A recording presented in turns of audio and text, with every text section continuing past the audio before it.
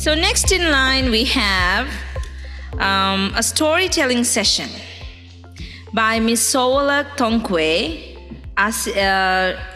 Thongkuay Me.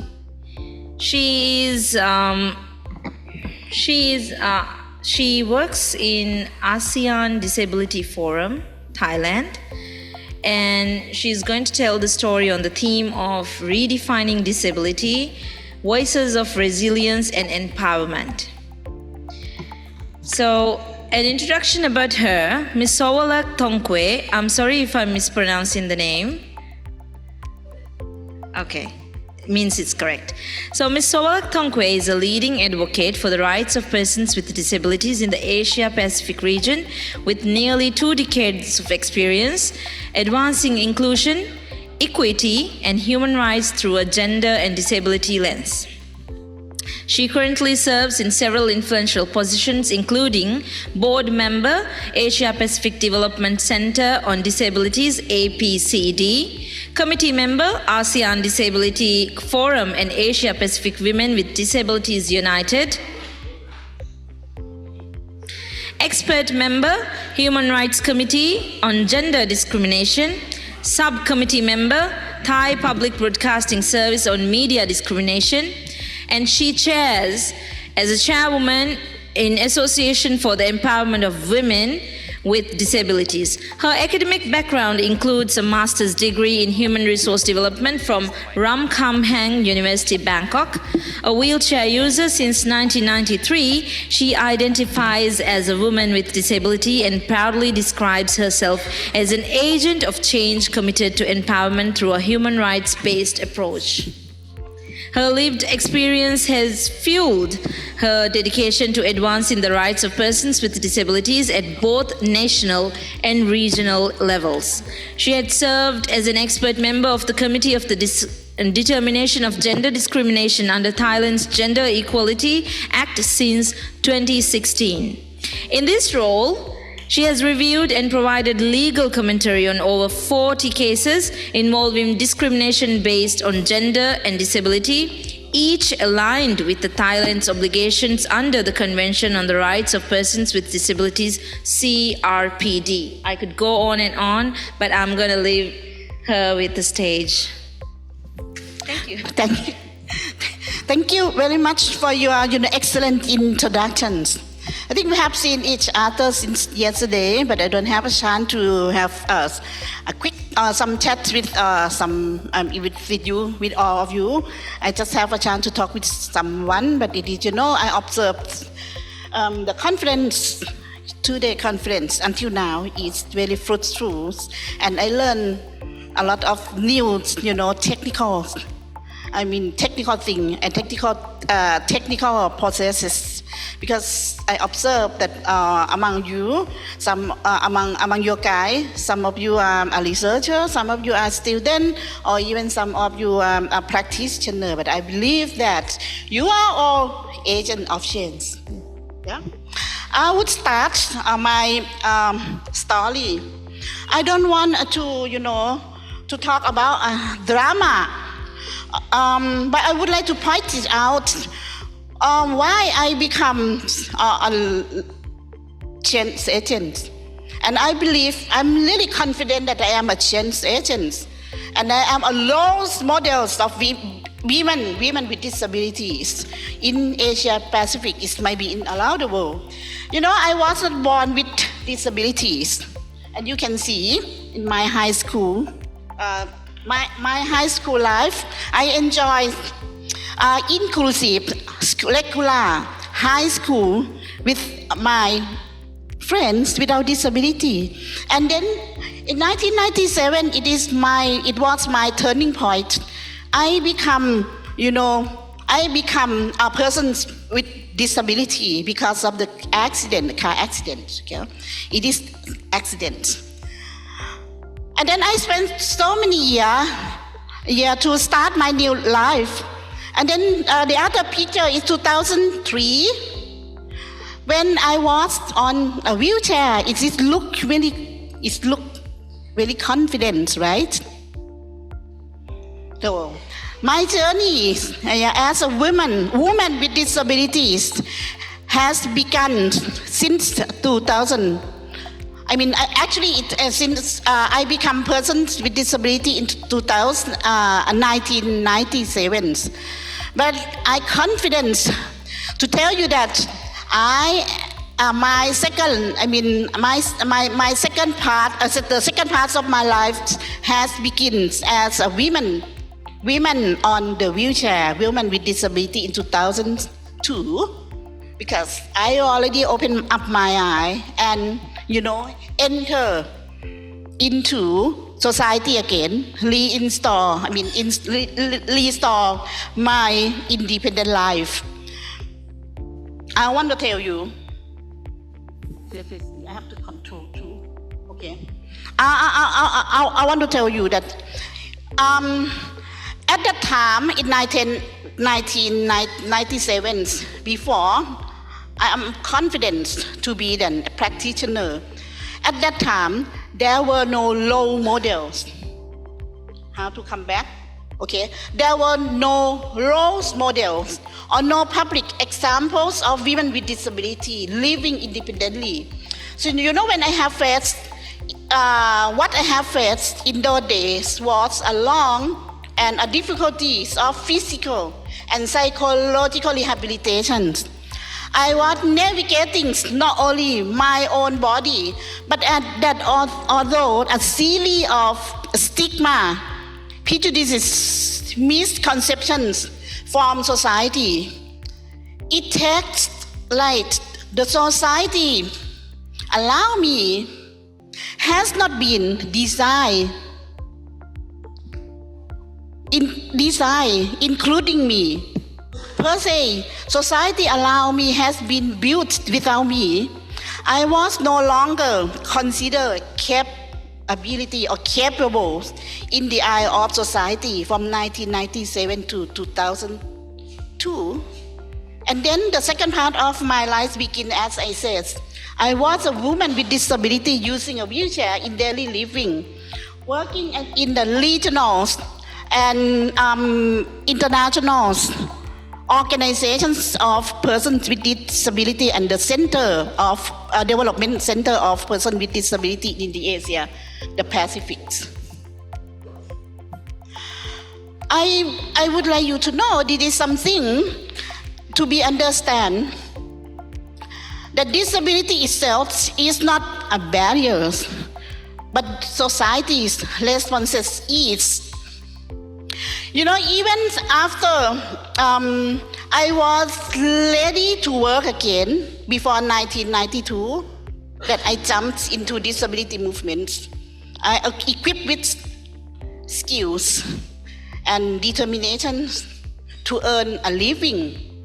However, I faced rejections, and after rejections, so the employers,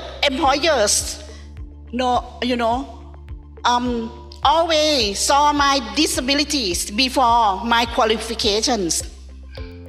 So all of my application, was thrown to the garbage. I remember very clearly how I feel to be underestimated or to be overlooked, to be told without any words that you are not capable. You don't belong here. You should live in the state shelters and go for sterilizations because you can't even take care of yourselves or protect yourselves in open society. Blah blah blah blah blah blah. I don't see the end of the line. These wordings are, was produced in the name of social care. Now, you can capture the causes of being marginalized and poverty. In 2003, that you saw my photo there, yeah, in 2003, I took my first international journeys to India. It is the official mission to India to study disability inclusive, community-based development. So I have to travel from the urban neighborhoods of Delhi to remote area of Andhra Pradesh. I noticed how men and women were almost, kept apart. You saw, you have seen from the photo. And students look hesitant to join a group photo. Yes, I still, warmly received welcome, especially by women with disability, especially little women with pinky, little women with pinky sari, who travel from another district just to meet me and said, Madam, none of us here has jobs. Oh, professionals, opportunities like you. And that moment, I am awakened. At that moment, I am awakened. And then in autumn 2003, I went to Japan to take the JICA course on independent living training. It is supported by Japan International Cooperation Agency. And again, I learned accessibility in different public transportation modes, from road to ferry, to train, and to train, public train, or high-speed train, and public buildings. And met many OPD organizations of persons with disability and leaders, strong, smart, readers with severe disabilities. And we exchange knowledge and live experience. Okay. And that moment, I am awakened. I learned a double standard. I understand the 4 barriers that you have been talking about, the 4 barriers from the first day, the first session until lunch, before lunch time. The 4 barriers, you can see the 4 barriers. I am a woman, a person with disability, a woman with wheelchair. I'm here. You keep from diagram. I am here. This part. Individual with some impairment, living with some impairment. I am not disabled. I am living with my impairment, and impairment is my individual identity. I don't walk, but I commute. I travel by wheelchair. Is it the same, right? The same objective or movement goal that from one place to the other places. I use you commute by your feet. What difference? And then we reach out. We arrive the same destination. It's like I'm here with you, and then I'm here. But before I become an empowered woman with disability, I have been, past this process. Independent living, capacity building, empowerment, restore my self-esteem, and then again, my self-confidence return back. There are so many methods that we have to empower individual with disability. But individual with disability is a key player. Person-oriented, you are educator. We know that we need to listen to persons with disability. I passed this process. And then I joined the organizations of persons with disability. I learned from role models later. But it's not enough that I learned from Japan.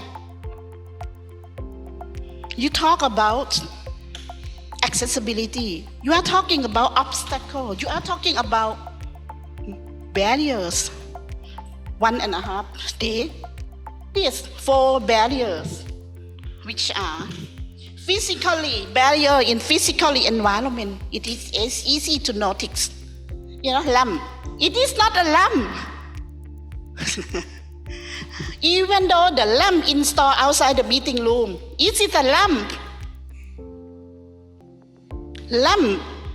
Lamp. But for us, wheelchair user, it is not a lamp. It is not a lamp. It is a step. It is like something we cannot go. And then access to information and communication. Why do we have to have a silent interpreter, sign language interpreters that my friends has advocated yesterday? Without sign language interpreters, how person who have hearing impair, access to information as equal basis with other in the same places. And then some barrier existing in regulation and systems. It's been law. Regulation and system has been from the law, national law to individuals policy. And also attitude. Yeah, I listen you guys talking about attitude, a lot of attitude. Or even karma, traditional belief. Yeah, these are barriers that if you want, person with disability to be independently, you have to empower them, and then the same time, alongside each other, we need to, create the synergy of removing barriers and empower persons with disability. And then I am not a person, actually I am not a disabled. I am a person with disability. Now you get it. Disability is not an individual impairment. It is a combination of 2 factors. The first, individual impairment, and 4 barriers. You can find the reference from the Convention on the Rights of Persons with Disability. Yeah, Article 1. Okay, next. I may take longer time than the time allocation itself. And then now, we come here, around here, and you see all the obstacles for barriers. In 2005, I applied master degree in 3 universities in Bangkok. 2 of them denied, and only one accept my application. And then they consulted me. They called for a meeting, and they consulted me to improve accessibility, which a master, master sentences, master wording. Please, our universities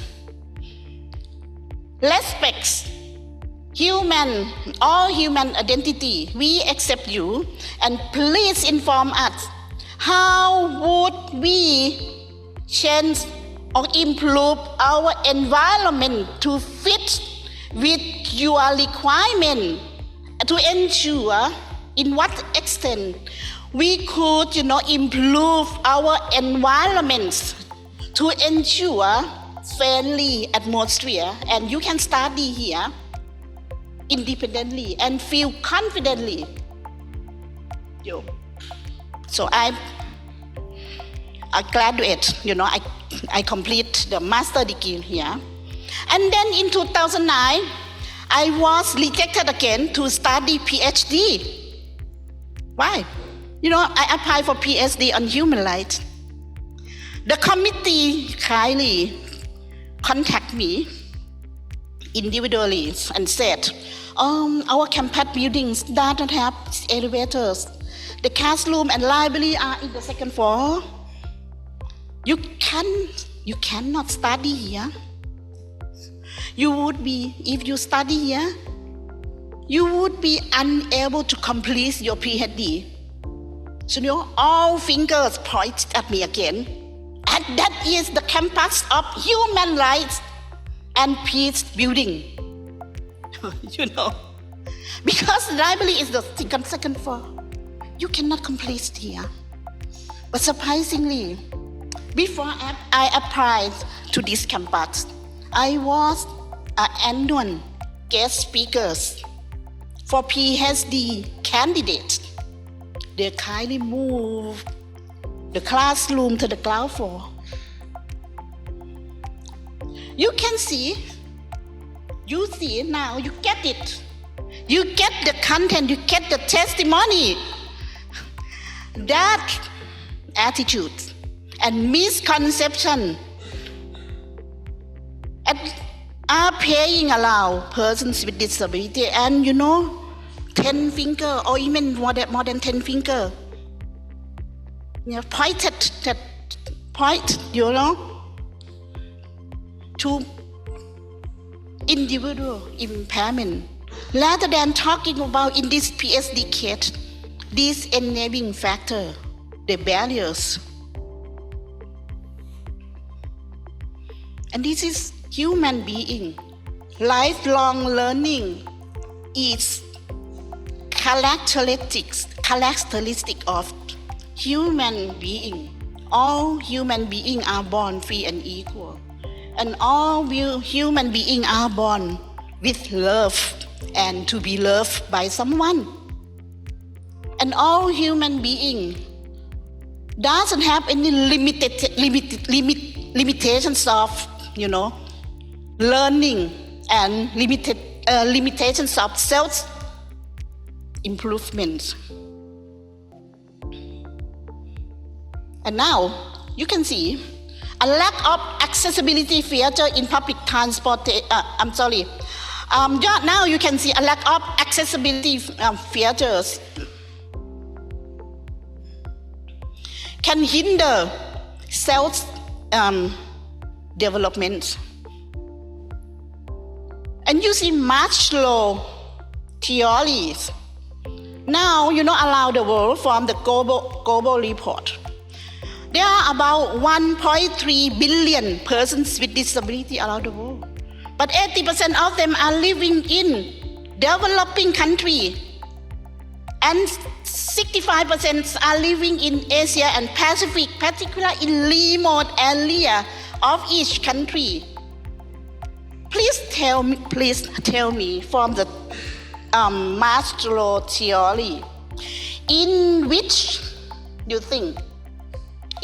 step, there are 5 steps, okay, on Maslow theory, in which steps most of persons with disability are belong to, and why?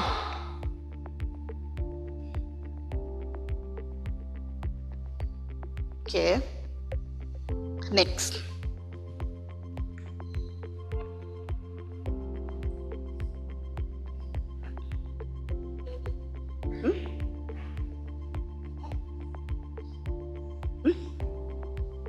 Step. Sorry. Okay.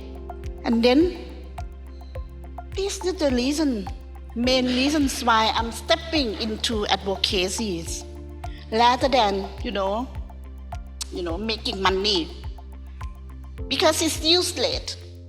I don't have a way. I don't have the equipment to make money. Why? I'm living in this enabling factor. I cannot go out from my home.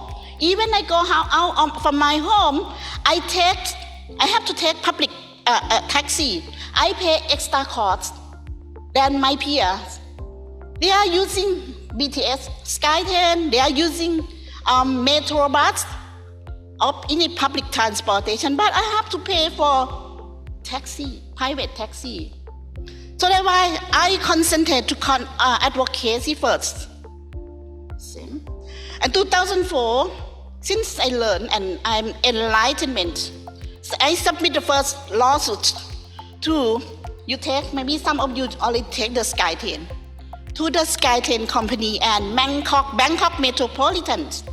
Because they don't provide in 2004, there are only 6 stations installed, equipped with elevators. We sue in 2004. But we get a court decision in 2014. The court ordered Bangkok Metropolitan and SkyTrain company to install elevators in all stations within 1 year time frame. But again, in 2007, how many years from 2014 and 2007, 3 years, they don't do it. We follow up. I and my colleague keep follow up the implementation. And then we submit again the next law, the lawsuits. In 2021, request those firms, authorities, to pay a fine because they are failure to implement the court order. And we get it. The court, instruct SkyTrain and BMA to pay a fine. But now, 2025, we still monitor the system because the system expand from the first line too many complicated train, underground train and SkyTrain network that we have to keep eye on. A lack of accessibility feature in public transportation system hinder persons with disability to school, to market, to work, to travel. What else? All to enjoy all social activities.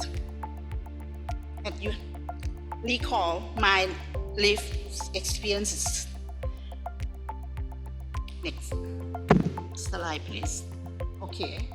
And then from a physically disability, or physically accessibilities and accessibility work, advocacy on accessibility. It is one of 4 barriers, right?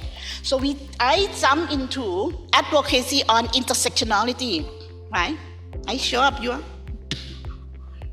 my identity, who I am. Here you check with your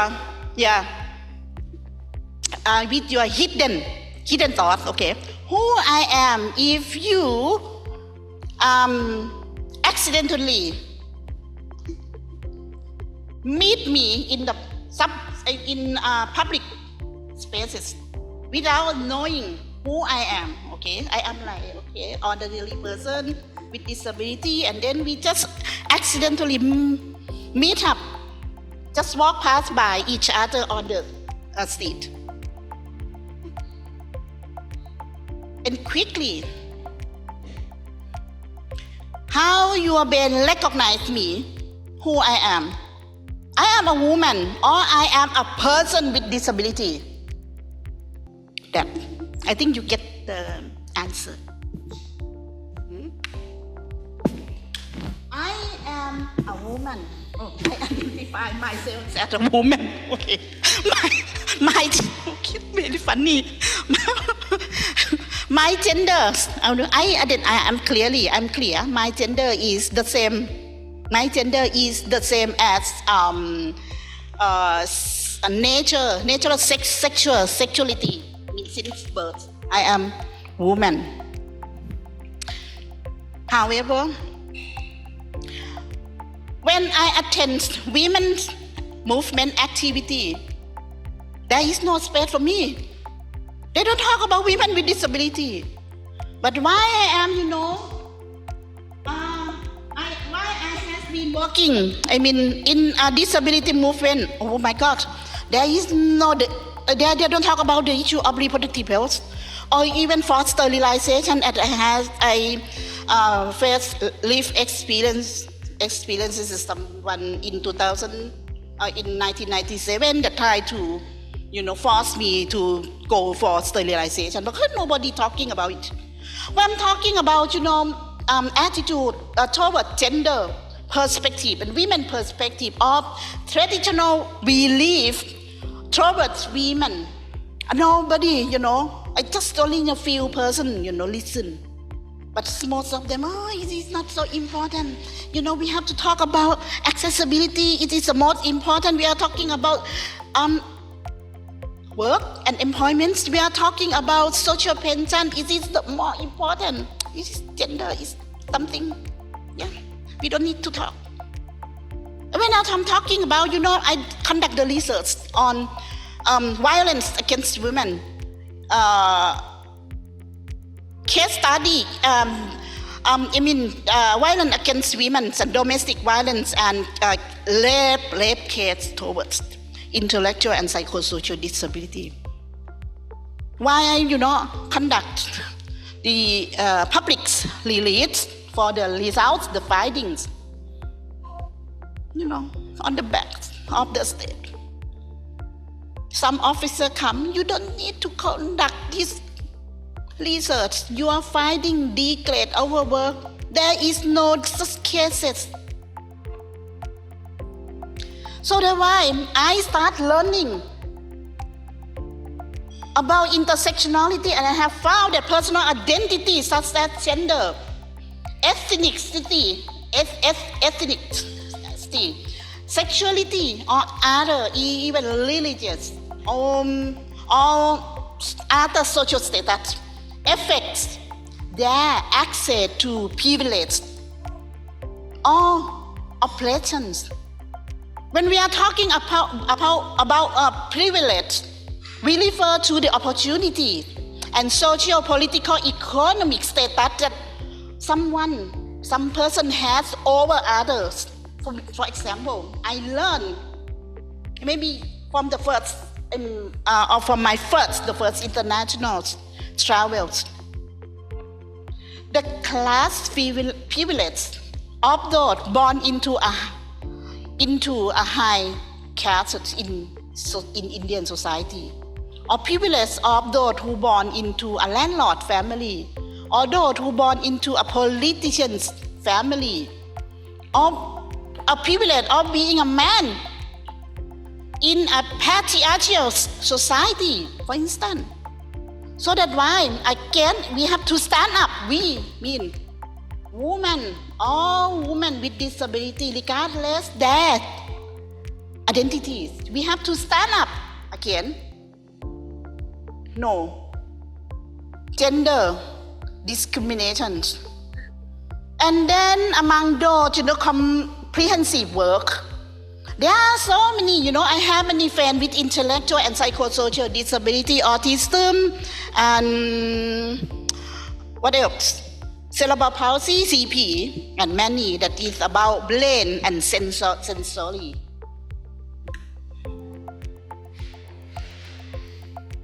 Yes, this guy is very important, and later we become CRPD committee friends. Yeah, you can see Mr. Sir Robert Martin. He died last year. He already died. He died last year. His biography, you can see the cover page of his biography. Becoming a person. What does this mean? How this, this word, becoming this phase, the phase, becoming a person, this prize.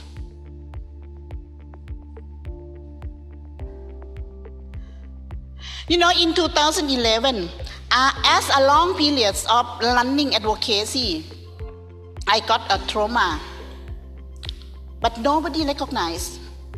It is hidden and invisibilities.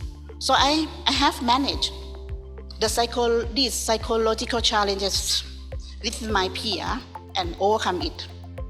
It's proof. It is lived experience. It proved me we cannot identify individual if he or she has an impairment or he or she living without impairment. If we do that, we are practice it or redo or practice it or discard the prejudices or stigma.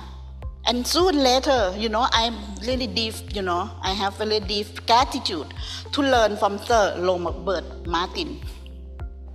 I'm appreciated to tell his story because he is my hero. He a part of, you know, my empowerment. He's a part of empowerment, the pathway of my being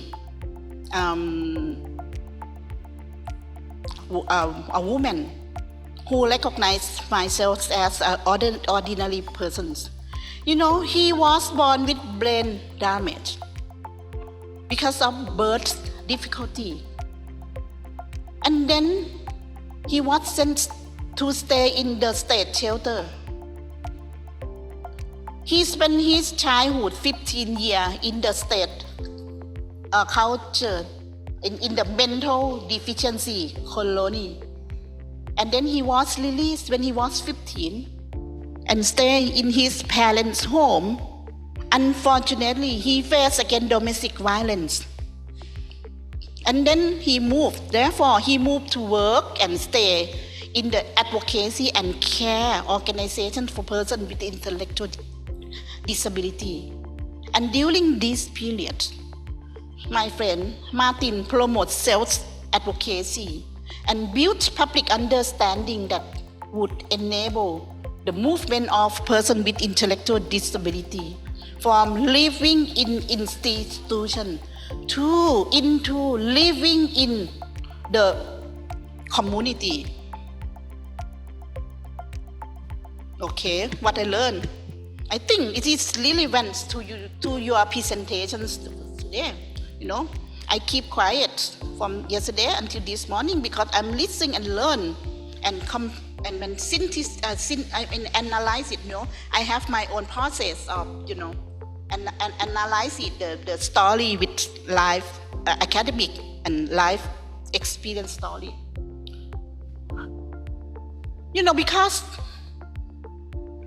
there are the deprivations of legal capacity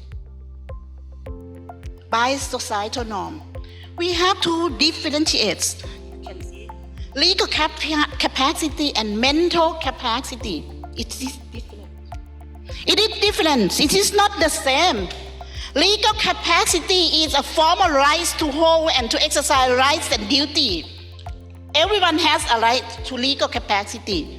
But mental capacity, what are there? It is the decision-making skills and competency of a person. So therefore, it is skills, capacity and skill.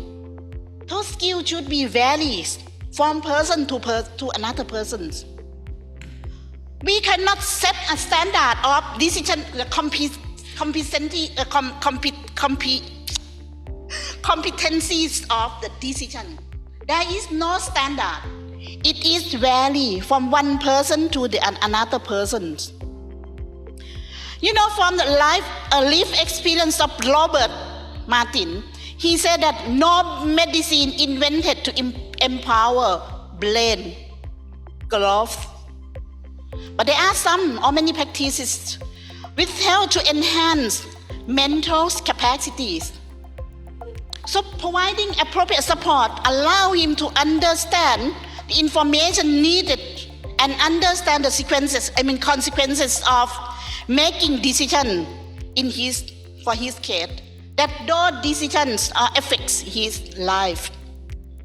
So how often, even to me, I am not an intellectual with disability. How often have we heard from media or in our everyday livings that someone with a mental health condition was deemed to be unfit to stand for doing something, or has no capacity to make decisions for themselves?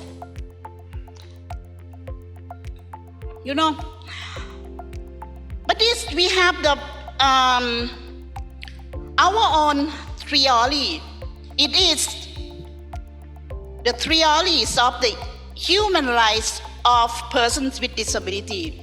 It is a convention on the rights of persons with disability, or CRPD. Article 12.1.2 address a paradigm shift from a previous the old assumptions and attitudes toward persons with disability, in which their autonomy was systematically ignored and denied. The key of this recommendation is to move away from absolute mental health capacity assessments toward a social model defining disability and its assessments based on human rights based approach, and focusing not only a binary of whether someone has been medically diagnosed or investigations or not, but on the four barriers that they might encounter when someone has encounter with environments. That it is not life story, it is like academic review. But I would like to say, because it is a part of my, life experience. And then, you see,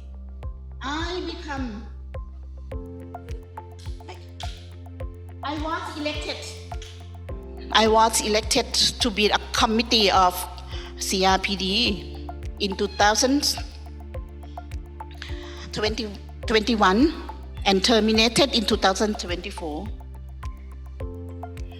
But my seat there at the UN is not mine alone. It is my code. It belongs to every woman with a disability living in where English is not her mother tongue. English is not the first language speaker. Who always was told she could not, but she did. She could not, but she did. And then everyone, you can see little person, and you can see intellectual disability showing her performance. Violins, she is a violin player, a performance there. And this is a social model. This is a life of human being. And then I almost to complete my storytelling. So I would like to say, advocacy is not about rights, human rights on the paper, but it is about life, safe or security, dignity, restore. We are born free and equal with dignity. When we born, we have a dignity of being a human. We are not animal, we are not cat, we are not dog. When we born with human being dignity. So we have to reinstall dignity that take away or deprive the dignity was denied by social norms. We have to, it is advocacy and also future protected. Please send these strong messages to empower others because the world still needs a lot of change agents. And then ordinary women, ordinary girl from remote area who can, who speak English by practicing, who have a conversation English skill like me. And later I developed academics, skill English, English writing for academics. So I can do everything, researcher, practitioner, educationist. I'm also a disability equality trainer. And then from contributor, we become a change agent. I am a founder of ASEAN Disability Forum. When I work at Disabled People International Asia Pacific, I was a regional development officer working with 27 man leaders in Asia and Pacific. And then we can, even though we cannot change the world, over one night, but we can make a little, a little or small change. And then we send many, powerful messages. And we put many a fruitful thought, seeds of thoughts through Asia Pacific. And one day we would have many agents of change.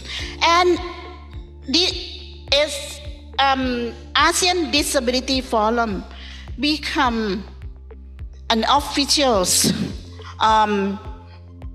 advisor for the ASEAN, the Southeast Asian nation, and we get the affiliation. Why we have to do so? When we are enlightened, awakened, you would know that, okay, we are in Thailand. I'm Thai person. And Thai is a member of Southeast Asia. Why I cannot enjoy my equal treatment when I travel to Indonesia or when I travel to Singapore, Vietnam, Laos? And I have many questions. Why the officials, system cannot, actively respond to those, the need of those who are struggling on the ground. And then we can work with other persons, we can encourage other persons, to go with us. And then I call for empowerment. No more medical model. No more. Think on behalf of what we can do for them. No more medical model. No more charity models. No more. What is else? Medical investigation, okay, what's wrong with you? It is also medical model and charity model, and go to empowerment. It is rights-based approach. It is about justice. Please join me to call for empowerment and no more charity and no more medical model, and particularly no more absolute medical model assessment on disability. And we should come towards social model assessment on disability. Thank you very much.